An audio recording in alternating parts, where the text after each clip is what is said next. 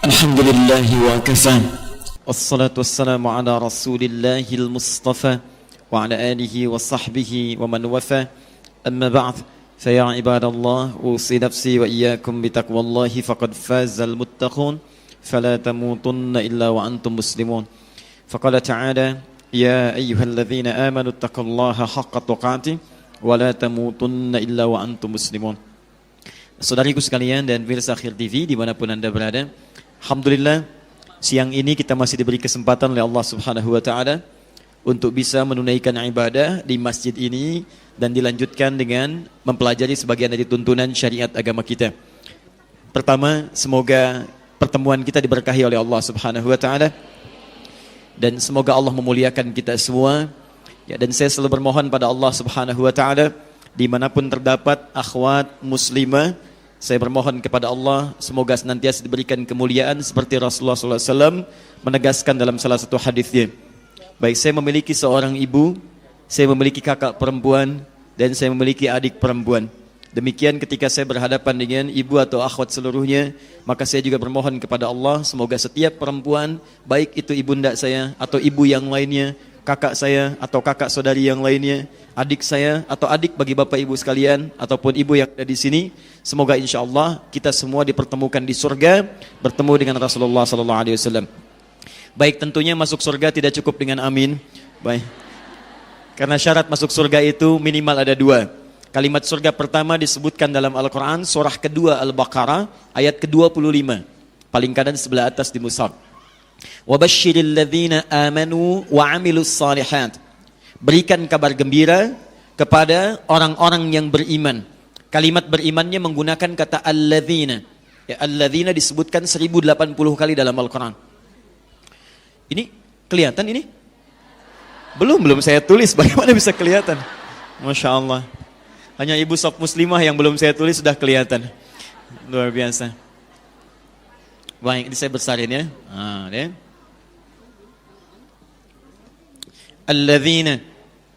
Alladzina itu ismun mausulun yadullu 'alal 'amiyah. Kata sambung bisa menunjuk pada objek atau subjek tanpa batas. Jadi bisa laki-laki, bisa perempuan, besar, kecil, tua, muda, dan seterusnya. Tanpa batas. Seakan-akan Allah ingin mengatakan berikan kabar gembira siapapun pada orang-orang yang memiliki iman. Mau dia laki-laki, perempuan, kaya, cukup, tua, muda, sepanjang dia punya iman dalam dirinya. Kemudian tiket yang keduanya, wa amilus salihat. Lalu imannya dia buktikan dengan mengerjakan amal saleh. Maka ketika seseorang memiliki iman, lalu imannya dia buktikan kemudian dengan mengerjakan amal saleh, di amal saleh itu pembuktian iman. Sama, setiap iman itu keyakinan. Kaidah dalam keyakinan itu membutuhkan pembuktian. Cinta itu bagian dari keyakinan. Ketika seseorang mengatakan cinta maka perlu dibuktikan. Jangan percaya bila ada lelaki mengatakan saya cinta denganmu. Katakan padanya buktikan cintamu tertulis dalam buku nikahku. Nah, catat ya. Ini satu. Sama, ketika Anda mengatakan ya Allah saya beriman, kata Allah apa buktinya? Maka buktikan keimanan itu dengan mengerjakan amal saleh. Maka ketika amal soleh kemudian ditenun, maka Allah berikan kabar gembira. Kata Allah, annalakum jannatin tajri min tahtihal anhar. Surga yang dirindukan tidak bisa diraih dengan ucapan iman yang sangat ringan diucapkan itu. Dengan ucapan amin yang sangat dengan penuh harapan. Tapi kata Allah buktikan dengan mengerjakan amal soleh. Pertanyaannya sekarang, bagaimana cara mengerjakan amal itu dengan cara yang cerdas, dalam waktu yang sangat terbatas, bisa menghadirkan pahala melimpah yang mengantarkan kita semua ke surga. Itulah bahasan kita pada kesempatan siang hari ini. Baik, kita fokus pada materi kita, karena alhamdulillah hari ini waktu kita agak sedikit padat, ya, dan mudah-mudahan insya Allah dimudahkan oleh Allah Subhanahu Wa Taala dalam setiap bahasannya. Ya. Baik, kita percepat. Kita gali dulu temanya sedikit sebentar. Amalan cerdas di waktu yang terbatas. Baik, kita bahas satu-satu, pelan-pelan. Satu, amalan cerdas. Apa yang disebut dengan amal itu? Dan bagaimana kemudian kita bisa beramal dengan cerdas? Kita bahas pertama, apa itu amal? Kedua, baru kemudian kita berbicara tentang bagaimana kita cerdas mengerjakan amalan. Setelah itu, baru kita lihat di akhir, kapan atau sepanjang apa kita memiliki batasan beramal dengan cara yang cerdas itu. Apakah selamanya kita akan beramal, atau akan tiba satu titik di mana masa itu terhenti dan kita kembali kepada Allah Subhanahu wa taala. Kita mulai bagian pertama, apa itu amal? Ibu sekalian, amal secara singkat adalah setiap aktivitas yang dikerjakan. Di orang Arab kalau menyebut kita beraktivitas, makan, minum, bekerja, masak, bahkan tidur sekalipun, sepanjang itu dimaknai sebagai pekerjaan, maka dalam bahasa Arabnya disebut dengan amal. Jelas sampai sini? Baik, tahan pelan-pelan. Secara singkat, amal itu dibagi pada 3 bagian. Saya ulang.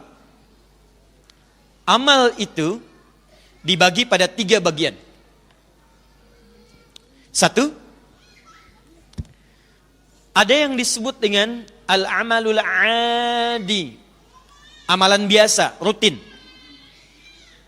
Biasanya disebut dengan amal saja, nanti kita terangkan. Al-amalul adi, tidak harus dihafalkan istilahnya, tapi dipahami dengan baik maknanya. Apa yang disebut dengan al-amalul adi, amalan biasa, adalah amalan yang saat dikerjakan dia punya nilai dunia saja sebagai rutinitas. Dia tidak memiliki saham akhirat, baik konsekuensi pahala atau dosa, standar aja. Ya, misal tidur, semua orang hidup pasti punya peluang untuk tidur. Semua orang yang hidup itu pasti makan. Semua manusia yang hidup pasti minum. Dari mulai bangun tidur sampai dengan tidur lagi, saat kita mengerjakan rutinitas kehidupan dunia, kalau itu dikerjakan sebatas rutinitas saja, maka itu disebut dengan amal namanya. Al-amalul adi, singkatnya rutinitas saja. Amalan yang menjadi rutinitas. Saya tanya, ibu dalam sehari makan? Makan. Minum? Jalan? Menulis? Menghapus? Tidak, ya, baik. Saya yang datang sendiri, saya terangkan sendiri, saya nulis sendiri, saya hapus sendiri, ya. Baik. Tapi persoalannya, di antara sekian hidup yang kita lalui, kita beraktivitas. Ingat baik-baik, kita beraktivitas. Nah, manusia yang mengerjakan aktivitas dalam hidupnya, namanya disebut dengan insan. Insan, 65 kali disebutkan dalam Al-Quran. Insan. Al-insan. Tahan ya, pelan-pelan, tahan. Nanti saya sering katakan ada 5 nama penyebutan untuk manusia. Kadang disebut dengan bashar. Qul innama ana basyarum mithlukum. Disebutkan 35 kali dalam Al-Quran. Ada yang disebut dengan ins dipasangkan dengan jin. Ya ma'syaral jinni wal wa ma khalaqtul jinna wal ins. Pasangan ini disebutkan 18 kali dalam Al-Quran. Kadang ada yang disebut dengan nas, an-nas, 241 kali disebutkan dalam Al-Quran. Ya, surah paling favorit, surah terakhir, Qul a'udzu birabbin nas. Oke. Ada Bani Adam disebutkan 7 kali dalam Al-Quran. Seperti Quran surah 7 ayat ke-31. Ya Bani Adam khudhu zinatakum. Nah ini kalau anda lihat di dalam mushaf, seringkali diterjemahkan dengan manusia. Ins manusia, nas manusia. Ya ayyuhan nas, hai manusia. Wa ma khalaqtul jinna wal ins, tidaklah saya ciptakan jin dan manusia. Insan juga disebutkan 65 kali dalam Al-Quran. Bahkan ada surah ke-76, surah Al-Insan. Hal ata 'alal insan. Ar-Rahman 'allamal Qur'an khalaqal Iqra bismi rabbikal ladzi khalaqal, dan pasti diterjemahkan dengan manusia. Pertanyaannya, kalau terjemahannya sama, kenapa istilahnya mesti berbeda? Nanti ada ilmu dalam bahasa Arab ditulis oleh seseorang bernama Abu Hilal Al-Askari, punya kitab namanya Al-Furuq Al-Lughawiyah. Kalau terjemahannya sama tapi ungkapannya berbeda, itu artinya ada penekanan makna yang tidak sama dalam setiap kata itu. Jadi ins beda dengan insan, tidak sama dengan anas, dan tidak serupa dengan Bani Adam, juga dengan bashar. Bocorannya, gampang bocorannya. Kalau atap saja bisa bocor, maka materi pun mungkin bisa disampaikan bocorannya. Baik, lihat baik-baik. Bashar tidak disebutkan bashar kecuali menyentuh aspek nafsu dalam diri manusia. Jadi kalau ibu sedang baca Al-Quran, menemukan kalimat bashar dalam Al-Quran, itu artinya, hati-hati, ibu sedang diajarkan bagaimana cara mengendalikan nafsu dalam kehidupan. Ya, secara cepat ya. Kalau Anda membaca tentang nas, misalnya, ya ayyuhan nas, qul a'udzu birabbin nas, tidak disebutkan kalimat nas, kecuali menunjuk pada sifat sosial manusia yang tidak bisa hidup sendirian. Karena itu ketika Anda menemukan kalimat nas, Allah nanti menjelaskan di dalamnya. Bagaimana bergaul dengan orang lain. Bagaimana misalnya mohon maaf, berjumpa dengan yang sejenis atau yang beda pasangan. Bagaimana berta'aruf, bagaimana menjalin keluarga, itu nas kalimatnya. Kalau Anda mendapatkan misalnya Bani Adam, maka di situ menunjuk pada asal mula keturunan. Jadi kalau dicari, kita akan kembali kepada bapak yang sama, Adam alaihissalam. Karena itu mukjizat Nabi Muhammad SAW saat dilahirkan itu mukjizatnya tidak langsung Al-Quran. Mukjizatnya menunjukkan betapa jelas nasab Nabi sampai ke Nabi Adam alaihissalam. Untuk membedakan dengan manusia biasa. Manusia biasa seperti Adi Hidayat, lahir bapaknya ada, ibunya ada. Tapi nasabnya walaupun jelas ke Adam, belum tentu bisa digali sempurna. Nabi Muhammad tidak, sallallahu alaihi wasallam. Lahir, bapaknya sudah meninggal, sudah tidak ada, tapi nasabnya masih jelas sampai ke Adam alaihissalam. Ya, Muhammad bin Abdullah, bin Abdul Muttalib, bin Hashim, bin Abdul Manaf, bin Qusay, bin Murrah, bin Kilab, bin Ka'ab, bin Ghalib, bin Fihir, bin Malik, bin Nadar, bin Kinana, bin Khuzaimah, bin Mudrikah, bin Ilyas, bin Nizar, bin Mudar, bin Ma'ad, bin Adnan, bin Adri, bin Muqawwam, bin Nahur, bin Tariq, bin Ya'rub, bin Jasjub, bin Nabit, bin Ismail alaihissalam, bin Ibrahim alaihissalam, bin Azar atau bin Nahur, bin Abir, bin Kinan, bin Arfakhshad, bin Sam, bin Nuh alaihissalam, bin Mikhlail, Matushala, bin Kinan, bin Anwas, bin Sith, bin Adam alaihissalam. Jelas? Ayo ulangi. Oke. Nah, itu disebut dengan Bani Adam. Nah, kalau disebut dengan insan, hati-hati, insan, fokus. Di sini aspek bahasan kita, manusia tidak dinamakan dengan insan kecuali di antara maknanya menunjuk pada aktivitas hariannya. Makhluk yang punya aktivitas. Makhluk yang punya pekerjaan selama 24 jam dari bangun tidur sampai tidur lagi. Jadi kalau ibu disebutkan dalam Al-Quran dengan nama insan, ini menunjukkan pada aktivitas hariannya. Persoalannya, ada orang yang hidup di dunia beraktivitas hanya untuk memenuhi kebutuhan dunia saja. Contoh, maaf ya, kalau kita makan misalnya, apa fungsi makanan? Menghilangkan lapar. Minum, apa fungsi minuman? Menghilangkan haus. Ada orang yang saat beraktivitas di dunia, makannya hanya untuk menghilangkan lapar saja. Minumnya hanya untuk menghilangkan haus saja. Maka kalau ada orang beraktivitas seperti ini, maka orang ini akan nyaman dalam kehidupan dunia, tapi persoalannya ketika dia meninggalkan dunia, dia tidak punya bekal untuk kehidupan berikutnya.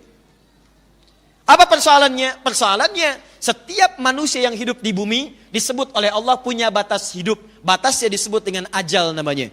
Quran surah ke-7 ayat 34.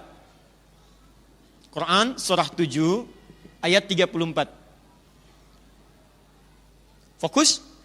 Walikulli ummatin ajal. Setiap umat, bukan 1-2 orang saja, semuanya.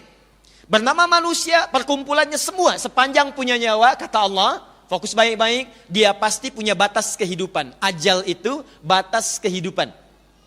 Fa idza jaa ajaluhum, kalau tiba ajalnya, la yastakhiruna sa'ata wa la yastaqdimun. Maka dia tidak akan bisa milih, maaf, apa ingin dimajukan lebih cepat atau ingin diakhirkan, dilambatkan. Jadi orang yang bunuh diri itu tidak ada kerjaan. Kalau sudah waktunya tiba pasti meninggal.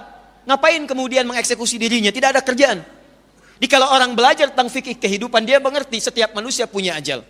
Kalau sudah tiba waktunya, ibu sekalian, fokus baik-baik. Orang yang menjalani hidup sampai dengan menuju ajal, itu disebut dengan mayyit namanya. Mayyitun. Quran surah 39 ayat 30. Az-Zumar ayat 30 paling kiri sebelah bawah. Lihat ada tasdidnya. Mayyit artinya orang yang pasti akan wafat, meninggalkan dunia. Jadi kalau ibu misalnya disebut oleh teman, kamu mayit ya? Nggak usah marah. Iya, sama dengan kamu. Ya? Oke. Innaka mayyitun, Muhammad, kamu itu akan wafat. Wa innahum mayyitun, dan mereka pun sama akan wafat. Di setiap kita jangan merasa akan abadi di dunia ini. Tidak ada makhluk bernama manusia akan abadi dalam kehidupan dunianya. Jika Anda bukan yang meninggalkan dunia duluan, maka dunia yang akan meninggalkan Anda duluan. Nah, kemudian kalau mayitnya ini tasdid, diambil tasdidnya, dicabut, diambil. Ya. Siapa yang nyebut? Namanya malakul maut. Maut diambil dengan maut. Quran surah ketiga ayat 185. Kullu nafsin dha'iqatul maut. Setiap yang punya nafas, jiwa, pasti akan mendapati maut. Diambil nafasnya sehingga tak mampu bernafas lagi. Baik, siapa yang ngambil maut itu? Namanya malakul maut. Quran surah ke-32 ayat yang ke-11. Paling kiri sebelah bawah. Namanya malakul maut. Qul yatawaffakum malakul mautil ladzi wukkila bikum. Katakan Muhammad, setiap yang hidup itu akan diutus malakul maut, malaikat pembawa maut. Yatawaffakum, akan mewafatkannya. Karena itu ada istilah wafat, meninggalkan dunia. Kalau sudah kemudian tasnya diambil, nafasnya diambil, kemudian oleh maut, yang bawa malakul maut, maka berubah namanya dari mayit jadi maitun, tasnya hilang. Mim, ya, kemudian ta, tapi di atas huruf ya-nya jadi bulatan sukun begini. Maitun, kalau yang ini belum meninggal, yang ini sudah meninggal. Ya, dulu ada namanya Yusuke Watanabe. Tahun sekitar 97-99, dia menulis sebuah kisah-kisah untuk anak-anak. Kemudian difilmkan jadi Dragon Ball namanya. Ada Son Goku, Son Gohan, lawannya Piccolo dan sebagainya. Ya, kalau mereka berperang dikatakan Kamehameha. Kalau sudah mati satu, maka dia akan muncul di atasnya ada bulatan. Sukun. Ini. Ya, saya tidak suka nonton, cuma saya suka baca gitu ya, baca. Dulu ada Satya Baja Hitam, saya tahu. Ya, Kotaro Minami namanya, dia berubah jadi Satya Baja Hitam. RX Bio, RX Robo. Ya, senjatanya pedang matahari, tendangannya tendangan maut, kemudian ya motornya belalang tempur. Kang Daan belum tentu tahu di belakang tuh. Ya, sini. Kembali sini kita belum sambungkan. Nah, yang ingin saya katakan bahwa setiap manusia itu kalau sudah diambil kemudian nafasnya, datang malakul maut berarti wafat dia. Kalau wafat artinya dia meninggalkan dunia dan berpindah ke alam lain. Karena itu diumumkanlah dari speaker masjid itu telah meninggal dunia, telah meninggal dunia. Apa itu meninggal dunia? Meninggalkan tempat hidup jadi dunia berpindah kepada alam lain. Pertanyaannya, jika seorang manusia hanya bekerja, amal, beraktivitas untuk kepentingan dunianya, tidak pernah menyiapkan bekal untuk ke alam lainnya, maka besar kemungkinan dia akan makmur di alam dunia, tapi nestapa di alam berikutnya. Pertanyaan saya, ibu pilih mana? Maaf ya, kaya dunia atau fakir akhirat, atau dibalik, fakir dunia atau kaya akhirat? Pilih mana?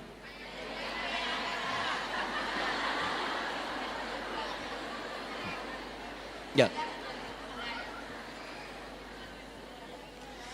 Rumusnya selalu begitu. Para ibu dalam setiap hitungan hampir tidak punya jeda untuk menjawabnya. Nah, sekarang lihat sini. Artinya apa?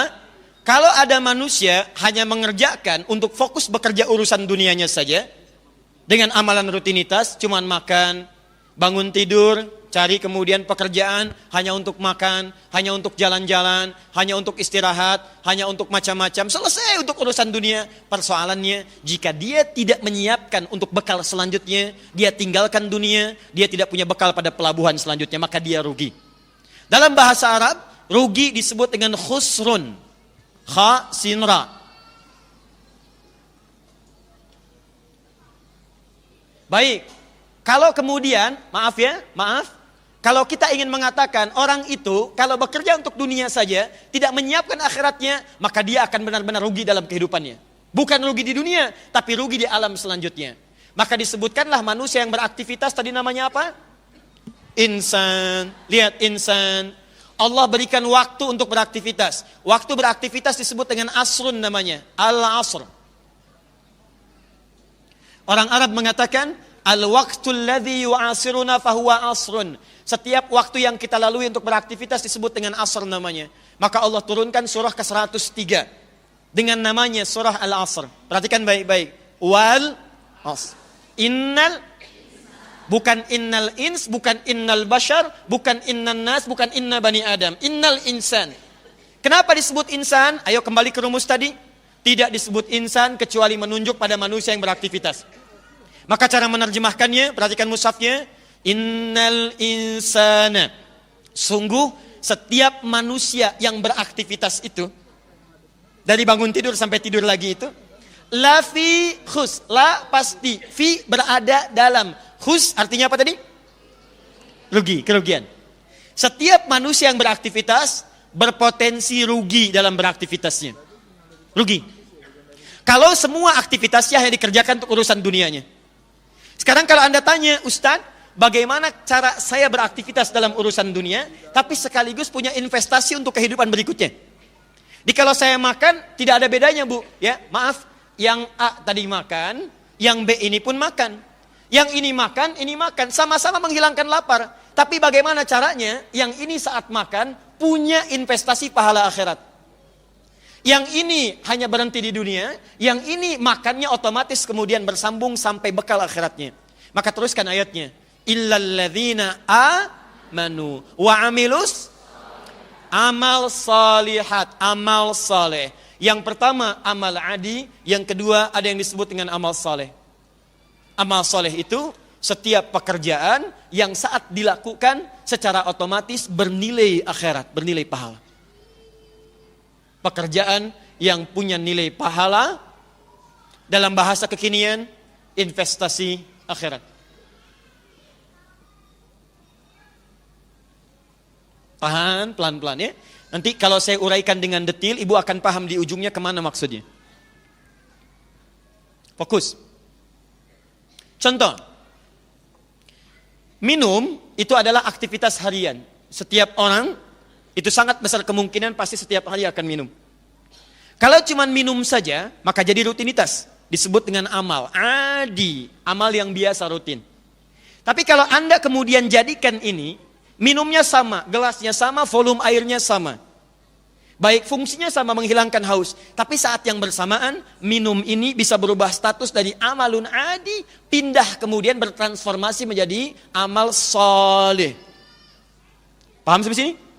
Baik, bagaimana caranya? Kita simpan dulu. Simpan dulu. Boleh saya hapus yang sebelah sini? Alhamdulillah. Tinggal boleh saja kan? Ya. Alhamdulillah. Semoga Allah muliakan para ibu-ibu. Amin.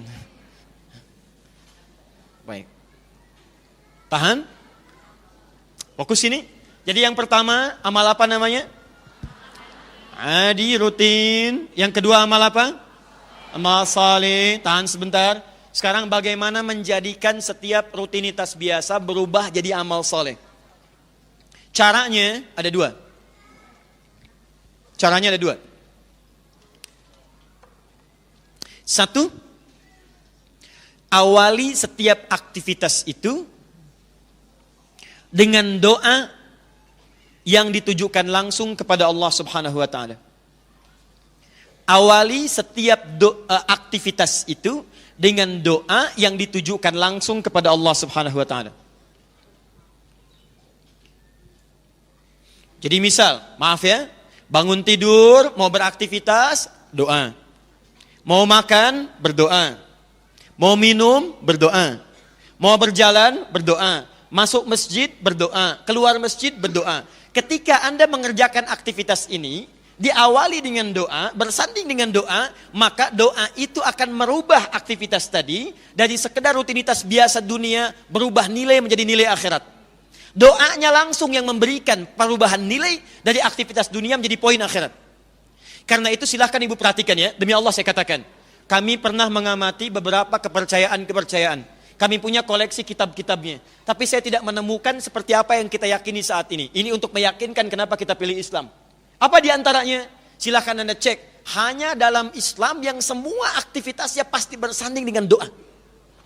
Silahkan cek. Dari bangun tidur sampai tidur lagi. Saya tanya pada ibu sekalian, bangun tidur ada doanya? Baik, apa doanya?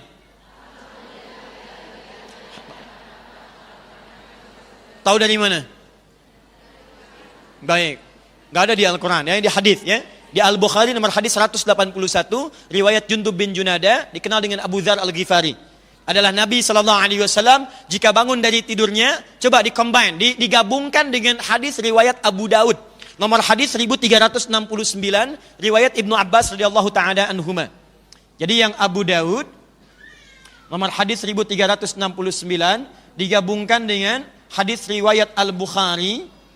Ya, ingat ya, pernah saya ajarkan kalau menyebut Al-Bukhari pakai al ya. Al, karena namanya bukan Bukhari, bukan Al-Bukhari. namanya Muhammad, punya bapak namanya Ismail, punya kakek namanya Ibrahim, kakek buyutnya Al-Mughirah, eyang buyutnya Al-Bardizbah, tinggal kecamatan Ju'fa, Kabupaten Bukhara, Provinsi Khurasan, negara Uzbekistan sekarang. Nah, karena berasal dari Bukhara, maka untuk menunjuk pada daerah, rumusnya gampang. Tambahkan al di depannya dan akhirnya tutup dengan i. Kata Imam Al-Bukhari, saya berasal dari Bukhara. Dia katakan, ana Al-Bukhari. Ada Syekh Nawawi dari Banten, ana Nawawi Al-Bantani. Syekh Yasin dari Padang, Syekh Yasin Al-Padangi. Syekh Abdul Somad dari Palembang, mufti dulu, Syekh Abdul Somad Al-Palembangi. Boleh. Syekh Ahmad Khatib dari Minangkabau, Syekh Ahmad Khatib Al-Minangkabawi. Ya, Kang Daan dari Bandung, Jawa Barat. Kang Daan Al-Bandungi, Jawa Barati. Boleh? Sah. Nomor hadis 181 dari Jundub bin Junabah. Ya. Abu Daud nama aslinya bukan Abu Daud. Nama aslinya Sulaiman. Dari Sijistan dikenal dengan Sulaiman As-Sijistani. Hafal hadis 500.000 hadis. Bukan hanya isinya saja, tapi dengan sanadnya. Matan dengan sanad. Sanad itu yang meriwayatkan hadis sampai ke Nabi. Dari sifulan sampai ke Nabi. Kata Ibnul Qayyim Al-Jauziyah rahimahullah, dulu ada Nabi Daud bisa melunakkan besi dengan tangannya. Ini Abu Daud bisa melunakkan hadis dengan lisannya. Karena gampang sekali, ini sahih, ini dhaif, ini benar, ini salah. Maka sejak saat itu dikenal dengan Imam Abu Daud. Menulis kitab disebut dengan Sunan Abu Daud, nomor hadis 1369. An Ibni Abbas radhiyallahu taala anhuma, hadis riwayat Ibnu Abbas, semoga Allah meridhai kepada beliau dan bapaknya. Qala, beliau mengatakan, kana Rasulullah sallallahu alaihi wasallam, bima makna? Adalah kebiasaan Rasulullah sallallahu alaihi wasallam, idza staiqadha min naumihi, jika bangun dari tidurnya, fajalasa. Beliau duduk terlebih dahulu. Duduk dulu. Wa masaha biyadihi min athari naumihi, kemudian menghapus bekas ngantuknya. Setelah itu faqara'a khawatim surah Ali Imran. Beliau membaca 10-11 ayat terakhir di surah Ali Imran. Baru kemudian membaca doa bangun tidur, alhamdulillahilladzi ahyana ba'dama amatana wa ilaihin. Poinnya adalah saat bangun tidur, baru bangun sudah ada doanya. Setelah itu, thumma dhahaba ila shinin mu'allaqah. Beliau pergi ke kamar mandi, fatawadha untuk berwudu. Masuk kamar mandi, ada doanya lagi, Bu. Silakan cek, ada doanya? Keluar kamar mandi ada doanya? Cuma dalam Islam. Masuk masjid ada doanya? Keluar masjid ada doanya? Dan masuk masjid dengan masuk kamar mandi, doanya bisa beda. Silakan cek. Cek. Bahkan langkah kakinya pun tidak serupa. Masuk masjid kaki kanan, keluar toilet kaki kanan. Oh, kan? Ulangi.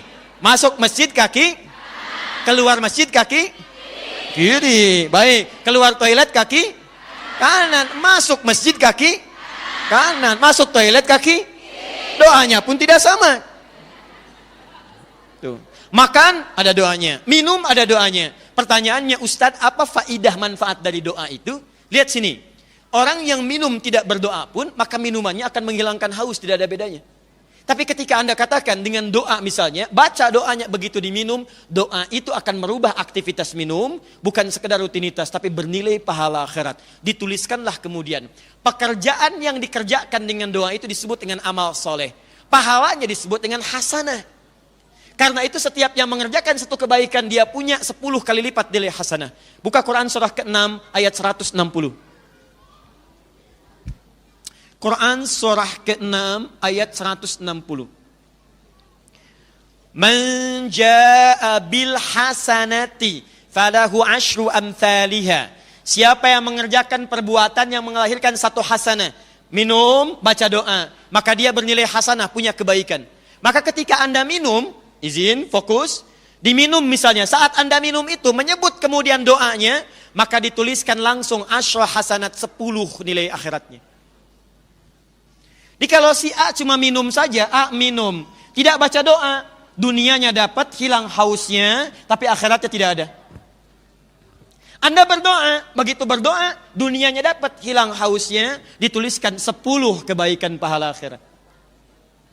Karena itu, kita selalu bermohon kepada Allah agar dunianya melahirkan pahala kebaikan, akhiratnya dapat. Jadi dunianya hasanah, akhiratnya hasanah. Bahkan ibu punya doa khusus untuk memohon kepada Allah mendapatkan dunia hasanah dan akhiratnya hasanah. Doa apa namanya? Rabbana atina fid dunya wa fil akhirati wa qina. Baik, itu ada dalam Al-Quran, surah kedua Al-Baqarah ayat 201, paling kanan sebelah bawah. Quran surah kedua ayat 201.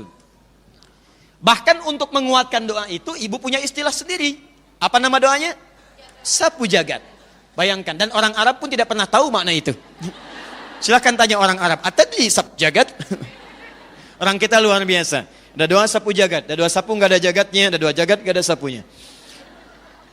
Sini, 2. Fokus, tahan sebentar. Ini kita baru pengantar ya, baru mukadimah, kita belum masuk pada bahasan. 2. Kalau tidak mengetahui doanya, maka hadisnya mengatakan cukup sertakan nama Allah di dalamnya. Perhatikan kalimatnya. Kullu amrin dzibalin la yubda'u fihi bismillahirrahmanirrahim fahuwa abtar. Setiap perbuatan yang baik-baik, ingat yang baik-baik ya. Berhijab itu baik, menutup aurat itu baik, baca Al-Quran itu baik, makan itu baik, minum itu baik. Semua yang baik-baik, kalau Anda belum tahu doanya, saya nggak tahu doa minum, saya nggak tahu doa berpakaian, saya belum hafal doa makan, maka kata Nabi, lihat kalimatnya, cukup sertakan sebelum aktivitas itu kalimat Bismillahirrahmanirrahim. Kalau ingin simple, boleh yang paling pendek, Bismillah. Mau duduk, Bismillah. Tes mic, Bismillah. Mau tulis misalnya, maaf ya, mau bikin status, misal. Hari ini ada pengajian, Bismillah, gitu kan? Baik, silahkan sertakan Bismillah, Bismillah, Bismillah, Bismillah. Saat Anda akan minum, kemudian Anda baca Bismillah, maaf, saya tidak tahu ustaz doanya, bacakan kata Nabi Bismillah. Contoh, Bismillahirrahmanirrahim. Alhamdulillah. Nah, maka saat Anda minum tadi itu, atau saat saya minum tadi itu, mohon izin, maaf, minumnya menghilangkan haus, tapi kalimat Bismillahirrahmanirrahim itu yang menuliskan investasi pahala akhiratnya. Nah, kalau ada orang kemudian, maaf, tidak membacakan itu, maka kata Nabi, fahuwa abtar. Dia hausnya hilang, tapi terputus pahala akhiratnya.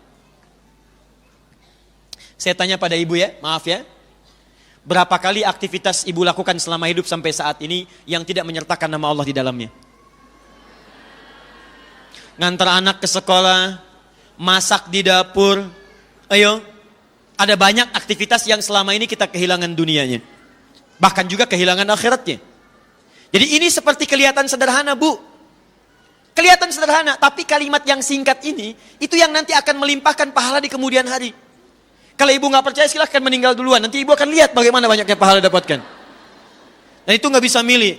Maaf ya, meninggal bukan pilihan. Meninggal itu ajal yang telah ditetapkan. Bisa ibu duluan, saya belakangan, itu mungkin. Atau mungkin ditukar, saya belakangan, ibu duluan, itu pun bisa terjadi. Tapi kita tidak bisa memilih. Ya. Sekarang lihat, belum selesai. Satu amal apa namanya?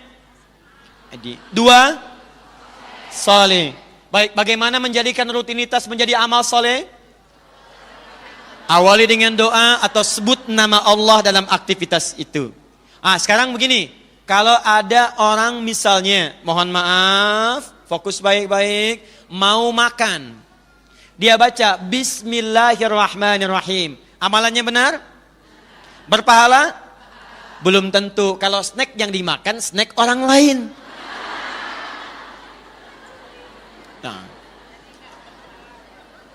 Maka ini memunculkan amalan yang ketiga, namanya amal salah. Bahasa Al-Qur'annya disebut dengan su namanya, jamaknya disebut dengan sayyiat. Jadi ada 3 ya, awas, karena kan kita bicara amal cerdas di waktu terbatas. Ketahui dulu amal itu apa. Kalau tidak tahu amal itu apa, bagaimana kita bisa cerdas menggunakan amalan? Tahan. Berarti ada amal rutin, adi, ada amal saleh, ada amal salah. Ingat baik-baik ya, ingat baik-baik. Kalau amalan yang pertama hanya bermanfaat dunia. Amalan yang tengah-tengah ini dunia akhirat. Tapi kalau Anda mencoba mengerjakan yang terakhir yang ini, maka Anda dijamin rugi langsung dunia akhirat. Saya ulang ya. Yang ini untung dunia, rugi akhirat. Yang ini untung dunia, untung akhirat. Yang ini rugi dunia, rugi akhirat. Jadi kalau ada orang yang mencoba bergeser pada amalan-amalan yang salah, maaf sekali. Makan itu baik, jadi pahala. Tapi cara makannya dengan cara yang salah. Hartanya diperoleh dengan cara yang tidak benar. Suami bekerja di tempat yang tidak benar, dengan cara yang tidak benar. Istri bahkan memberikan motivasi itu. Maka yang paling bahaya adalah dunianya akan nestapa, akhiratnya pasti menderita. Nah sekarang kita simpan para ibu sekalian, yang ini kita coret dulu. Yang ini kita tepikan dulu, yang ini kita akan bahas.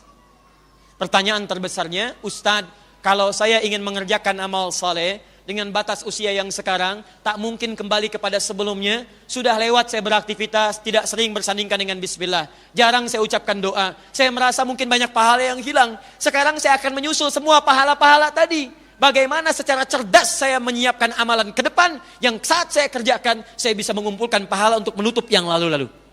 Itulah yang kita akan turunkan, amalan cerdas seperti apa yang saat dikerjakan pahalanya begitu melimpah. Jelas di sini? Belum saya terangkan. Bagaimana bisa jelas? Belum. Saya terangkan dulu baru jelas. Ya, baik. Ibu ini luar biasa ya. Belum saya tulis sudah kelihatan. Belum saya terangkan sudah jelas. Kenapa saya ada di sini? Luar biasa. Baik, bismillah. Fokus. Yuk kita turunkan. Sekarang kita akan beramal saleh yang cerdas. Baik. Ibu sekalian, sekarang kita masuk pada istilah yang selanjutnya. Perhatikan baik-baik. Setiap amal saleh, kalau sudah dikerjakan kebaikannya, maka dalam bahasa Al-Quran disingkat lagi dengan satu nama, namanya sedekah. Sedekah, nggak pakai enggak, sedekah. Sedekah.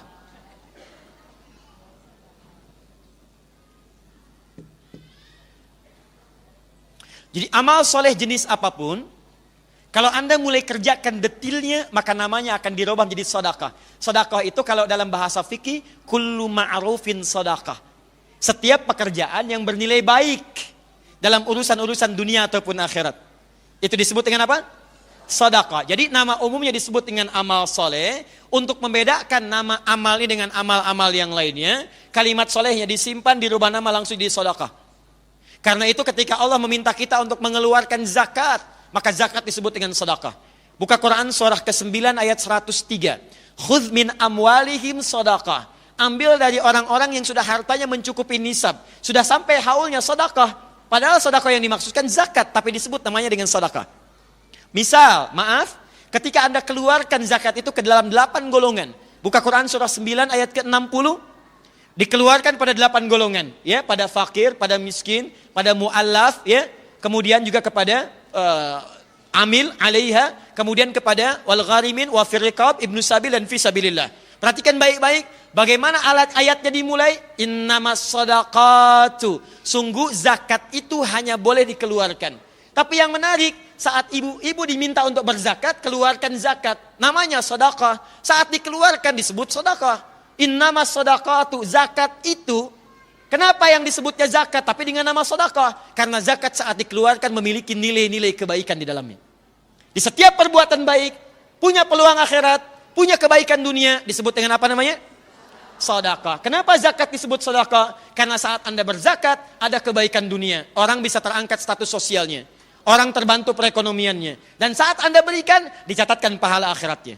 Maka dikeluarkan bentuknya sedekah, pada orang-orang disebut dengan namanya sedekah. Infak. Salat, baca Quran, itu pun nama umumnya disebut dengan sedekah. Buka Quran surah kedua Al-Baqarah ayat 264, paling kiri sebelah bawah. Ayat 264, Quran surah kedua Al-Baqarah ayat 264, paling kiri sebelah bawah. Ya ayyuhalladzina amanu, hei orang-orang yang telah menyatakan dirinya beriman kepada Allah, la tubtilu shadaqatikum bil manni wal adza. Jangan engkau gugurkan, batalkan, hilangkan semua kebaikan yang pernah engkau tenun saat di dunia itu. Namanya sedekah. Ini mencakup sholat, baca Al-Quran, infak. Contoh, Dari mana Ustadz taunya? Teruskan ayatnya. Allah contohkan. Kalladzi yunfiqu malahu ria'an nas. Seperti orang infak tapi ria. Di infak di ayat ini dimasukkan dalam kategori sedekah. Artinya punya nilai kebaikan dunia dan akhirat. Jadi kalau ibu lewat kotak infak misalnya, lewat kotak, maaf itu bukan mobil-mobilan ya. Itu kotak infak. Lewat. Nah, itu oleh Quran disebut sedekah. Sedekah. Apa itu sedekah? Dia punya nilai kebaikan dunia dan akhiratnya. Paham sampai sini? Nah kata Al-Quran, saat Anda mengerjakan semua kebaikan itu, sholat itu baik, infak itu baik, semua namanya disebut dengan apa namanya? Nah sekarang pertanyaannya, Ustadz, kalau saya selama hidup ingin memperbanyak sedekah, bagaimana cara cerdasnya? Dengan modal yang sekecil-kecilnya, tapi bisa melimpahkan pahala yang sebanyak-banyaknya. Ya, saya penting jelaskan makna sedekah dulu supaya tidak salah paham. Sekarang pemahaman orang kalau disebut sedekah itu ada kotak dimasukkan ke situ tulisan sedekah. Paham ya? Baik, sama dengan begini. Mohon maaf ya. Pernah dengar istilah amal jariah? Tuh. Ayo kita luruskan. Kalau ibu ingin memperbanyak sedekah, banyak kebaikan, maka jenisnya ada dua. Satu, ada yang disebut dengan sedekah jariah. Sedekah jariah. Dua, ada yang diistilahkan dengan sedekah tsabitah. Sedekah tsabitah. Jangan terjebak pada istilahnya ya. Tidak harus dihafal, yang penting paham. Yang penting paham. Awas. Yang paling tepat, yang paling benar itu bukan amal jariah tapi sedekah jariah. Saya ulang, sedekah jariah.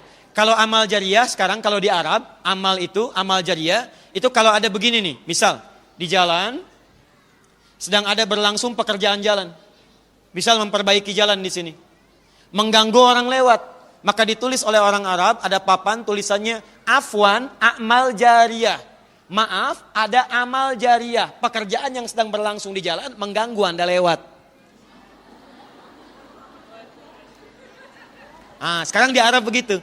Makanya nggak apa-apa kalau Anda sedang ada di bis, tiba-tiba naik ke atas, bawa tulisan amal jariah dan dibuka dengan kata mohon maaf mengganggu. Memang. Misal ya, contoh, tahan. Jadi yang benar apa?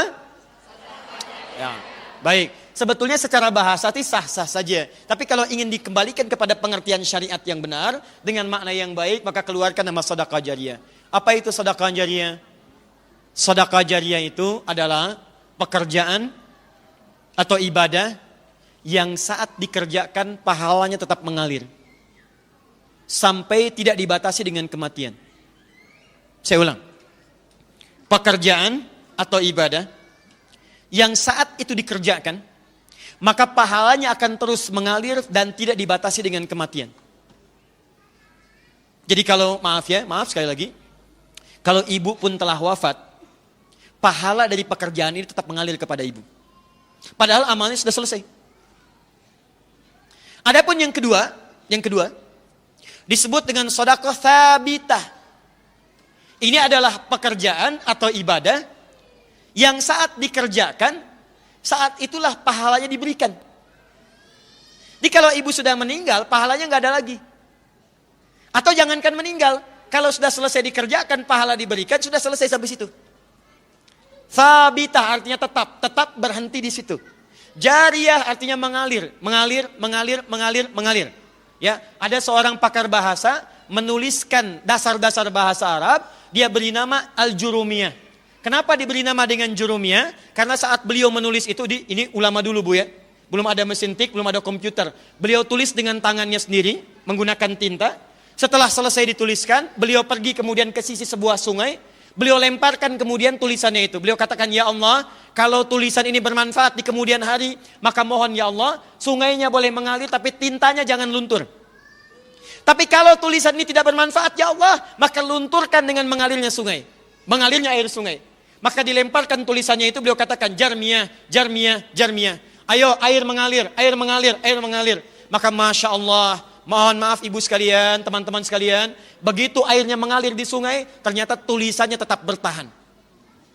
Padahal ditulis dengan tinta biasa, tulisannya bertahan. Sampai sekarang, tulisan itu jadi buku dikenal dengan Jurumiyah. Diajarkan di pesantren-pesantren untuk tingkat dasar. Al-kalamu huwa lafdul murakkabul mufidu bil wad'i wa aqsamu thalathatun ismun wa fi'lun wa harfun wa amal ismu wa kalimatun dalat ala ma'nan fi maqtiyah wa lam tuqtaran bi zamanin wad'an. Itulah jurumiyah. Nanti naik ke Emriti, naik ke Alfiyah. Alfiyah lebih tinggi lagi 1002 bait. Kalamun lafdun mufidun kastaqim wasmun wa fi'lun thumma harfunil kalim wahiduhu kalimatun wal qawlu am wa kalimatun biha kalamun qad yu'am bil jarri wat tanwini wan nida wa al wa musadin lis bi tamizun hasal bi fa fa'alti atau if'ali wa nunik balana fi'lun yanjali. Itu naik ke Alfiyah. Ya. Saya hanya ingin mengatakan begini, kalau bisa ayo ajarkan anak-anak itu dunia dapat tapi akhirat jangan ketinggalan. Silahkan ajarkan. Saya apa saja saya baca. Saya nggak pernah main-main musik itu, saya nggak pernah. Tapi saya hafal teori-teorinya. CDF, GABC, GABC, DFIS G, DFIS G, ABCIS D, ABCIS D, FIS GIS A, FIS GIS A, BCIS DIS E, BCIS DIS E, FIS GIS AIS B, FIS AIS B, CIS AIS FIS, CIS AIS FIS GIS AIS BIS CIS. Hafal saya. Tapi saya nggak suka main-main seperti itu. Cuma saya baca untuk menerangkan ini loh maknanya seperti ini seperti ini. Kalau Anda bisa arahkan ke Quran, kenapa mengambil yang lain? Ya. Nah ini, fokus ini. Yang pertama namanya sedekah apa? Yang kedua apa? Saya cek sebentar. Kalau pahalanya terus mengalir sampai saat kita wafat, pahalanya datang disebut apa? Kalau pahalanya diberikan begitu saja, tidak mengalir sampai wafat disebut apa? Nah, kalau Anda ingin cerdas dalam beramal, walaupun kita telah wafat, investasinya masih ada, maka coba pilih-pilih kalau ingin beramal, kalau ada sedekah jariyah, maka utamakan yang jariyah, akhirkan yang sabitah. Paham? Contoh. Ibu punya uang 50.000. Modalnya 50.000.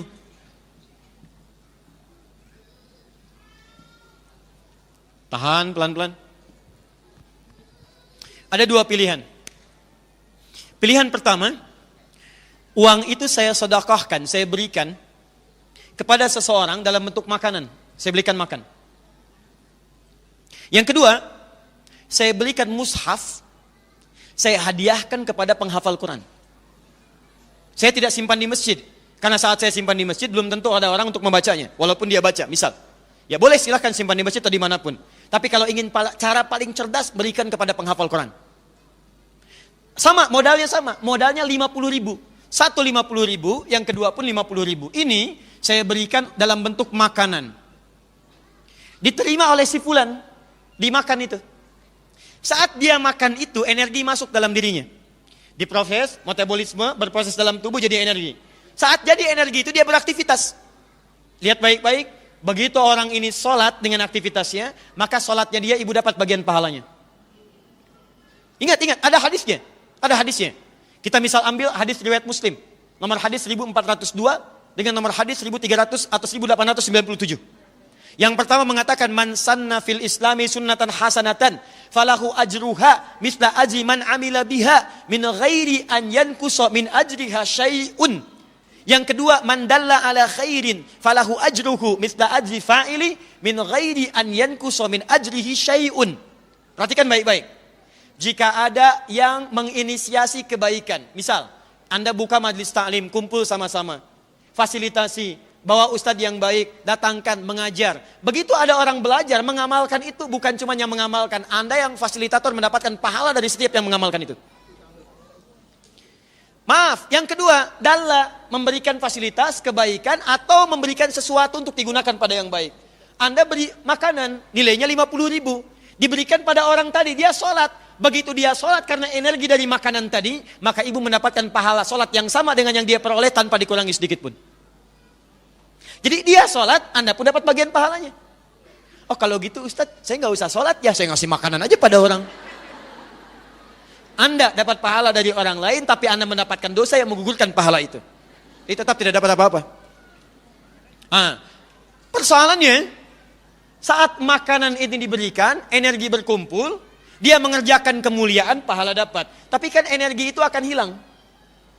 Akan habis bagian makanan itu. Kalau itu habis, maka selesailah kemudian pahala ibu di situ. Saya beli mushaf. Saya berikan kepada penghafal Quran. Saya mau tanya pada ibu sekalian, perhatikan baik-baik. Kalau ada orang baca Al-Quran, satu hurufnya berapa? Tahu dari mana? At-Tirmidzi nomor hadis 2910.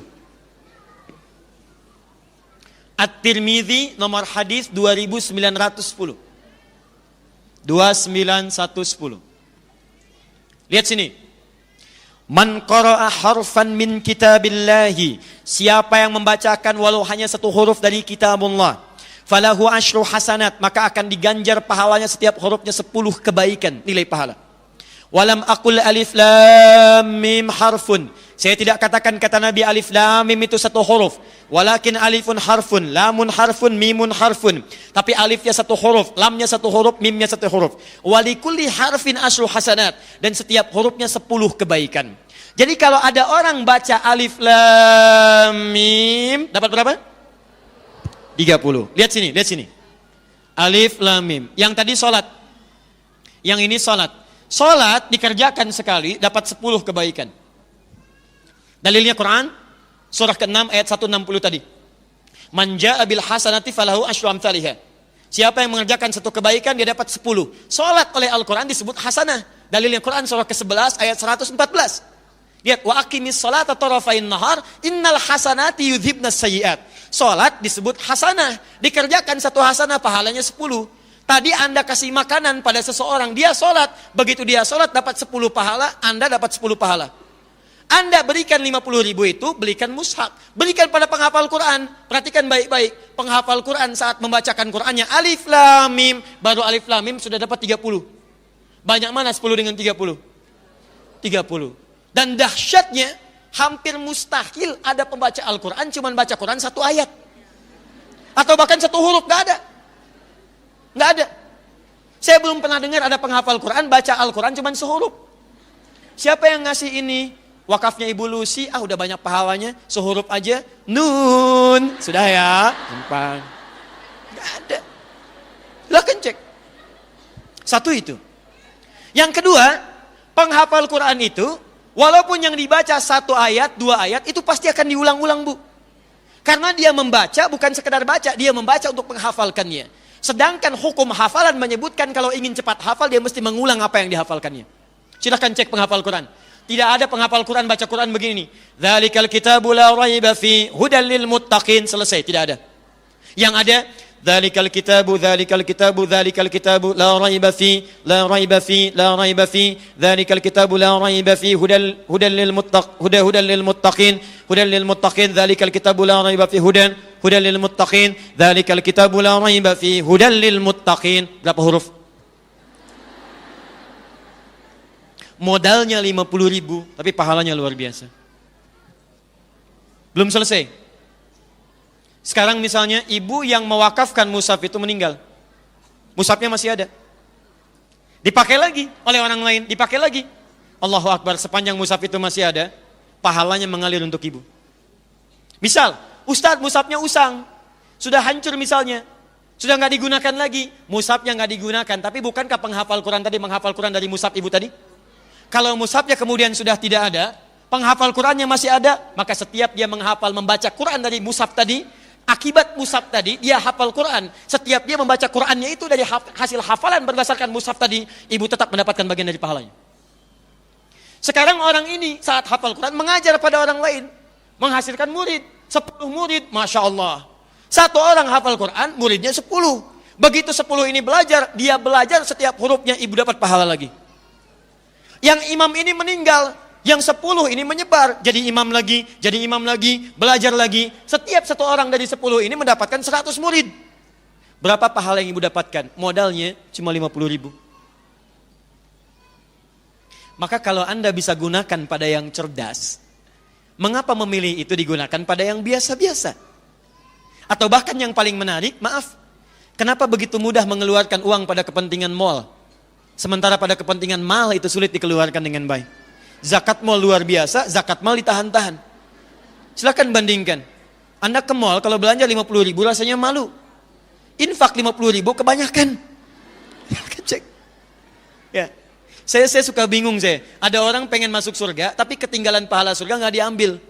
Kalau ketinggalan dunia dikejar-kejar. Ibu punya handphone nih. Maaf ya. Ibu keluar dari sini handphonenya ketinggalan di sini. Balik lagi nggak ke sini? Balik, padahal handphone 3315 Nokia. Masih balik. Ada data Ustaz di dalamnya. Saya tanya pada Anda keluar dari sini ketinggalan sholat sunnah, balik lagi nggak? Padahal itu yang mengantarkan Anda ke surga. Tapi kalau ditanya, hebat betul. Maunya kemana Bu? Surat Firdaus ya, bersama Nabi. Sama Nabi.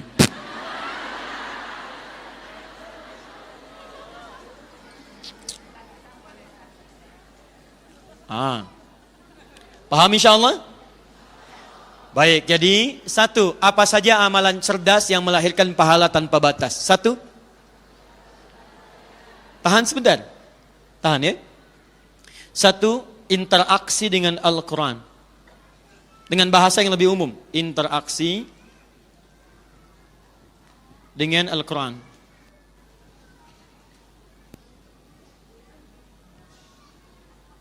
Ada 4 jenisnya. Satu, bisa membaca. 2, bisa memahami. 3, bisa menghafal. 4, bisa memfasilitasi orang lain untuk bisa mewujudkan 3 hal ini. Memfasilitasi.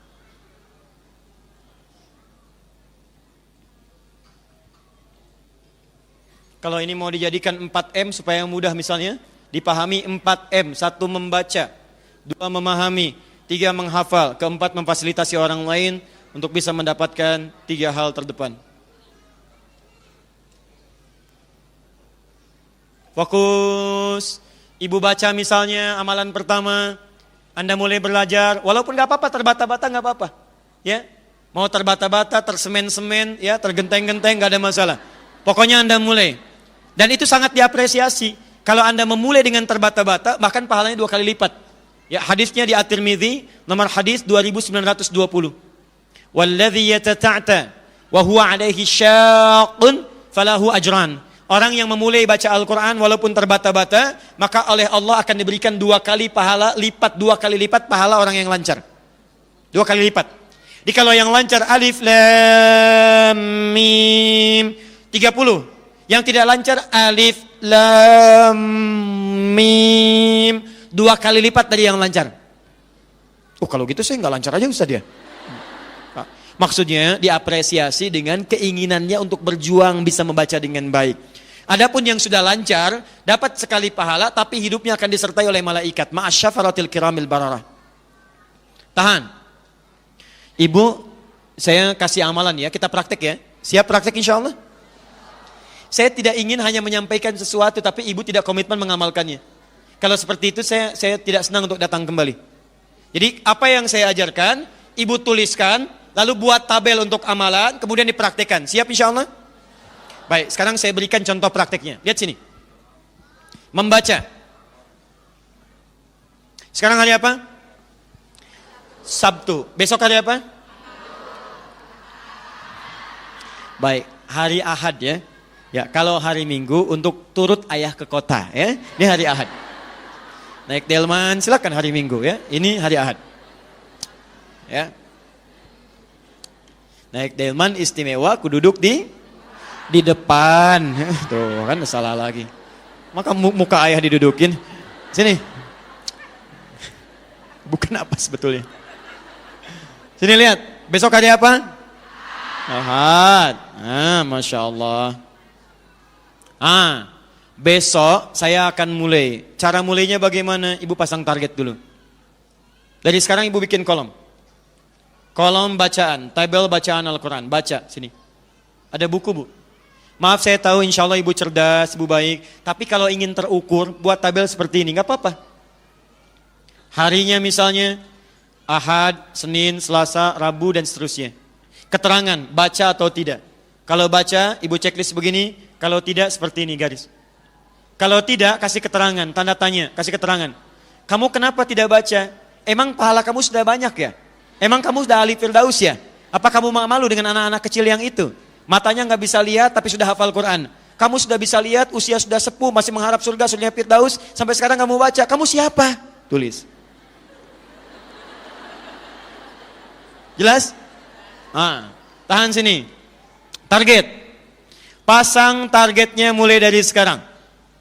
Setiap hari misalnya paling minimal saya baca 10 ayat. 10 ayat bisa, paling minimal. Jangan banyak-banyak dulu ya, ingat. Ingat, memulai sesuatu yang belum biasa, jangan langsung punya keinginan mengerjakan dengan banyak. Awas, setan kadang selalu menipu. Tugas setan itu memperdayai. Kadang-kadang dibuat banyak, memulai banyak, kesananya bosan. Capek duluan. Sama dengan orang gak pernah tahajud. Dia bersemangat, aku akan berusaha. Bangun dari jam 2. Kemudian sholat tahajud, langsung 11 rakaat. Capek, tiduran lagi. Tidur jam 3, bangun jam 9. Nah, lihat sini. Berapa tadi sehari? 10 ayat. 10 ayat gak banyak, Bu. 1 ayat gak nyampe 1 menit.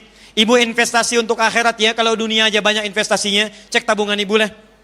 Berapa tabungan ini, berapa tabungan itu, berapa depositnya, berapa macam-macamnya. Pertanyaan saya, apakah tabungan itu mengantarkan Anda pada kemuliaan akhirat atau tidak?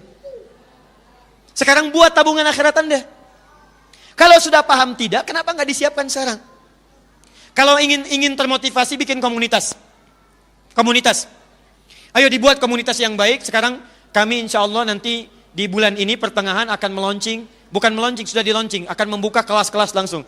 Ada kelas bacaan, kelas pemahaman, kelas hafalan, ada kelas pendalaman. Ada kelas ibu rumah tangga, nanti menurunkan ayat-ayat Quran tentang peran ibu dalam kehidupan.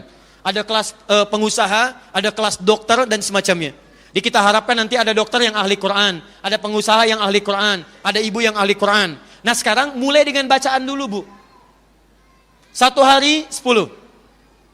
Terus sampai dengan sebulan. Kalau bisa bikin komunitas, ingatkan. Ya, ukhti, ayo bidadari surga, baca dong sekarang. Ayo jangan malu, ayo jangan kalah sama yang kecil-kecil, ayo kita baca. Pasang status, ayo siapa yang sudah baca hari ini?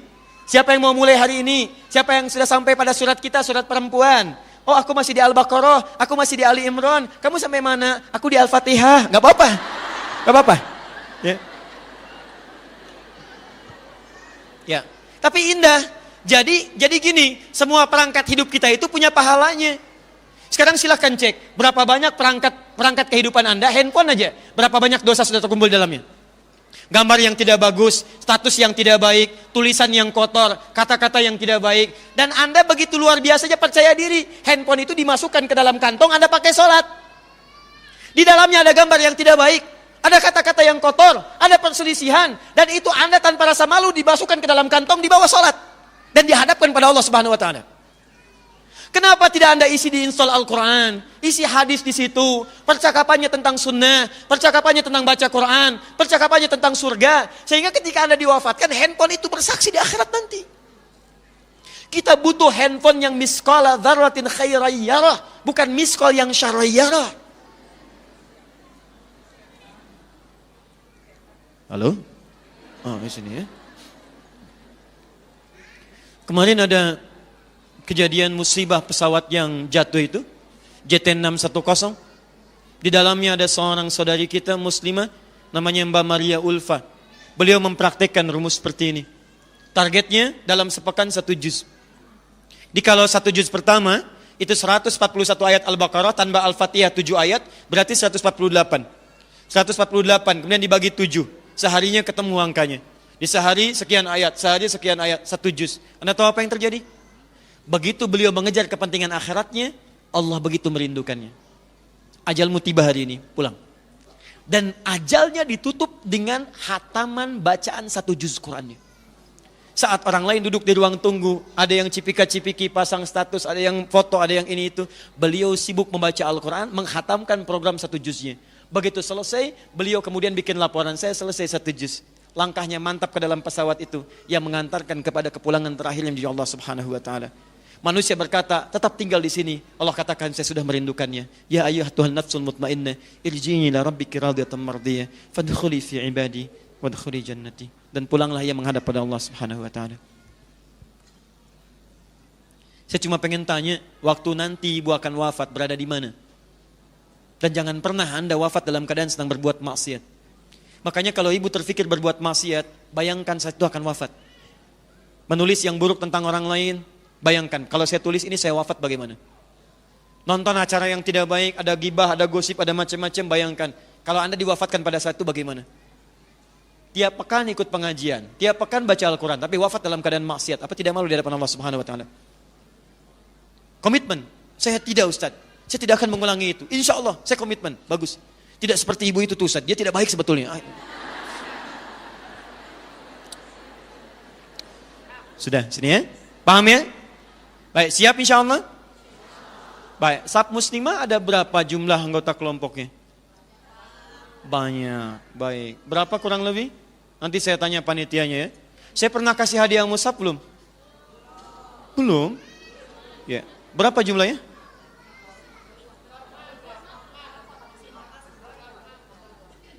...42 majlis ta'lim. 42 majlis ta'lim. Satu majlis ta'lim ada berapa anggotanya? Banyak, baik. Gini, khusus saf muslimah, 42 majlis ta'lim. Saya hitung setiap majlis ta'limnya mendapatkan 100 mushaf. Kami hadiahkan 4.200 mushaf. Siap ya? Jadi setiap majlis ta'lim mendapatkan 100. Nanti kami kirimkan insya Allah. Tapi saya pengen komitmen. Saat saya kirimkan itu semua, ibu sudah siap menjalankan program ini. Siap insya Allah? Ulangi, siap insya Allah? Baik, saya yang kirimkan mushafnya. Kemudian Anda gunakan itu untuk membacakan dan mencari bekal-bekal untuk akhiratnya. Baik. 2. Memahami. Pelan-pelan.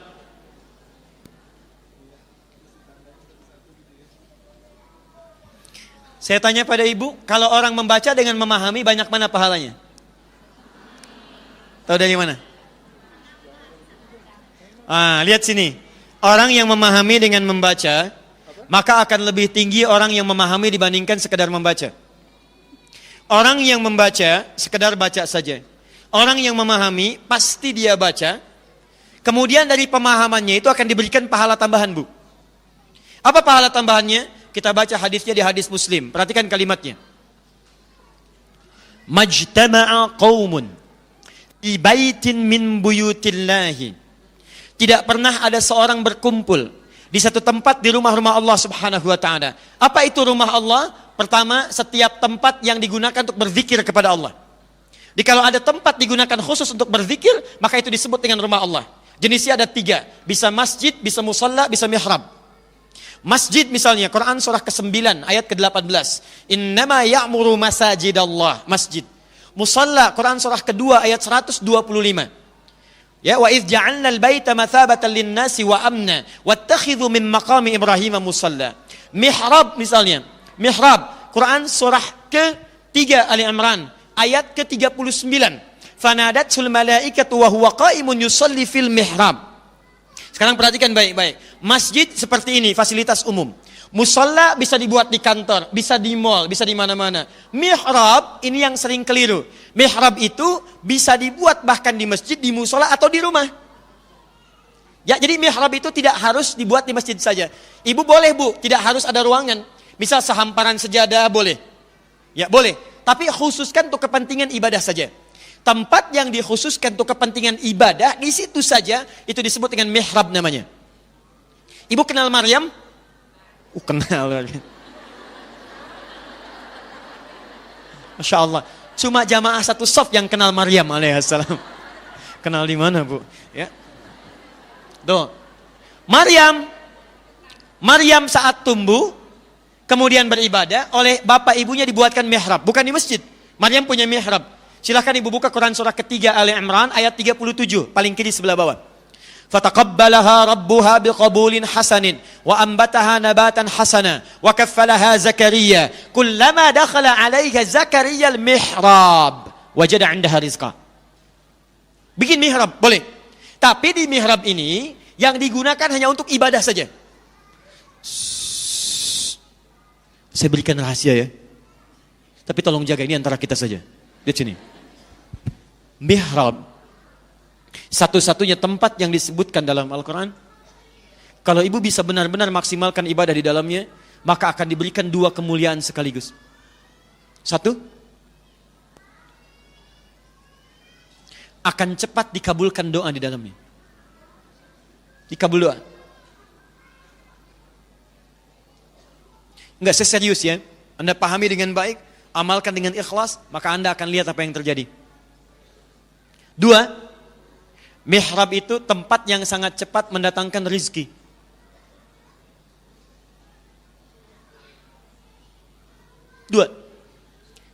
Keduanya ditemukan di Quran surah ketiga Ali Imran ayat 37 sampai 39. Ya. Tapi saya tidak akan panjang lebarkan karena bahasan kita bukan itu. Nah, ibu di rumah, bagaimana kalau di rumah itu ingin disebut dengan baitin min buyutillah, rumah-rumah Allah? Maka silahkan, misal kalau ruangannya agak banyak, luas, bikin musalla. Kalau nggak ada ruangan luas, kami pernah saya pun pernah ngontrak. Dan bukan aib ngontrak, nggak ada masalah. Ngontrak, ruangan cuman petakan, saya dengan istri saya katakan, ayo kita di sini bentangkan mihrab, kita bermohon kepada Allah. Tapi di tempat itu hanya digunakan untuk kepentingan ibadah. Ya, di situ ibu gunakan untuk baca Quran misalnya, memahami isinya. Perhatikan hadis yang mengatakan, majtama'a qaumun fi baitin min buyutillahi yatluna kitaballah wa yatadarasunahu fima bainahum. Kemudian dia di dalamnya bertilawah Al-Qur'an. Tilawah. Lihat Bu ya, ada tilawah, ada qiraah, itu beda. Kalau qiraah itu baca saja, tidak menuntut pemahaman. Tapi kalau tilawah, itu bacaan yang disertai dengan pemahaman. Memang yang dibaca nggak banyak, mungkin 5 ayat, 2 ayat, tapi dia sekaligus pahami maksudnya apa. Itu disebut dengan tilawah. Nah, yang kedua ini, itu yang sangat ditekankan, karena kita baca Quran itu untuk paham isinya. Makanya orang tua kita dulu, itu selalu menyandingkan, kalau orang baca qiraah, di sampingnya pasti ada yang nerjemahkan. Supaya dipahami isinya. Baik itu situasi formal atau informal, silahkan cek. Begitu ibu lihat seseorang membacakan ayat Qur'annya, di sampingnya ada penerjemah. Siapa itu? Yang menerjemahkan siapa? Sari tilawah. Cuma orang kita memang agak kreatif. Sebetulnya bukan sari tilawah, cukup tilawah saja. Cuma mungkin yang pertama kali tilawah namanya Bu Sari, karena itu disebut dengan sari tilawah. Ya. Mungkin kalau Bu Dewi, Dewi tilawah ya. Kalau Pak Adi, Adi tilawah. Di sini. Nah, sekarang perhatikan. Saya agak cepat ya, waktu kita terbatas. Yatsluna kitaballah, dia di rumah itu tilawah. Bacanya cuma 2 ayat tapi dia pahami isinya. Perhatikan, apa yang Allah berikan? Kata Nabi, orang yang tilawah bukan cuma mendapatkan bonus bacaan, dia akan mendapatkan 4 keutamaan yang lain, tambah 4. 1. Nazalat alaihimus sakinah. Akan diturunkan sakinah, ketenangan dalam jiwa-jiwa orang yang senang memahami isi Al-Quran. Ibu kalau nggak percaya silakan ya. Ibu baca surat Ad-Duha, yang satu baca saja, yang kedua lihat terjemahan dan pahami isinya. Begitu Anda selesai baca Ad-Duha dengan terjemahannya, tafsirnya, paham isinya, sentuhan ke hatinya akan lain. Akan beda. Kalau di rumah tangga biasanya mengharapkan apa? Ketenangan apa? Sakinah. Nah, keluarga sakinah itu salah satu caranya kata Al-Quran, perhatikan caranya, kata Nabi, itu bisa didapatkan kalau satu keluarga itu sering mengkaji isi Quran. Saya tanya pada ibu deh, berapa tahun ibu sudah menjadi ibu? Belasan tahunkah, puluhan tahunkah? Pernah enggak mengeluarkan ayat tentang ibu? Gak usah banyak-banyak lah. Jangan tinggi-tinggi. Misal keluarkan ayat tentang keluarga. Ayah, ayat tentang ayah. Ibu, ayat tentang ibu. Anak tentang ayat anak-anak. Turunkan semua perannya. Hari ini Anda belajar tentang ibu, apa fungsi ibu dalam kehidupan. Jangan-jangan Allah masih berikan kesempatan ibu untuk hidup. Karena ada sebagian peran ibu yang belum terlaksanakan sampai hari ini. Dan itu akan ditanya. Keluarkan. Ini saya sebagai istri, begini kewajibannya. Sebagai ibu, begini kewajibannya. Ini ayah seperti ini. Lalu saling mengoreksi. Masya Allah, indah sekali. Papa, selama ini mama harusnya begini. Tapi mama sering menyimpang dari ini. Emang? Oh, enggak apa, bukan itu. Maafkan mama ya Pak ya. Sudah mah, tidak usah dipikirkan. Papa juga sama sering salah. Tuh kan ngaku, bukan begitu. Ya sudah, papa juga sering salah. Mulai sekarang kita berubah mah. Kita bersama-sama meniti surga yang kita rindukan. Insya Allah papa akan gandeng mama masuk ke dalam surga. Mama bidadari papa, papa pangeran mama. Masya Allah. Anak-anaknya mengatakan, terus kami kemana?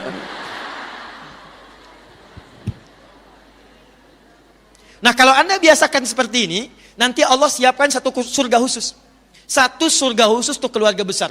Nanti lihat di Quran surah ke-13 ayat 23 sampai 24. Quran surah 13 ayat 23 sampai 24. Keluarga ahli Quran. Perhatikan baik-baik.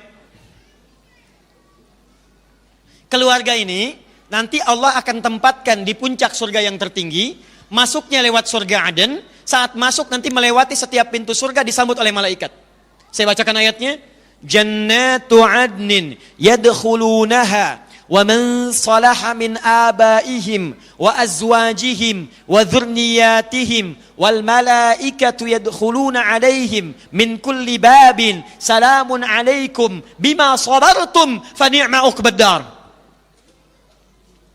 Ada orang-orang satu keluarga besar akan masuk lewat pintu surga Aden. Dia akan melewati semua pintu surga dan bermuara di surga yang paling indah. Siapa mereka itu? Kata Allah, orang-orang ini bahkan bisa menggandeng bapak ibunya. Dia bisa merangkul pasangannya. Dikala ada suami, gandeng istrinya. Gandeng bapaknya, gandeng ibunya. Wa dzurriyyatihim. Dzurriyyat itu keturunan sampai akhirnya. Anaknya, cucunya, cicitnya digandeng. Dan diparadekan oleh Allah, disaksikan semua penghuni langit dan bumi. Begitu dia masuk, disambut oleh semua malaikat. Dikatakan, salamun alaikum bima sabartum. Selamat keluarga besar ini, selamat. Karena Anda telah sabar menyiapkan kepulangan Anda sampai ke sini. Saat orang lain sibuk nonton, Anda sibuk mengkaji Al-Quran. Saat orang lain sibuk memasang status tentang dunia, Anda memasang status di keluarga tentang Al-Quran.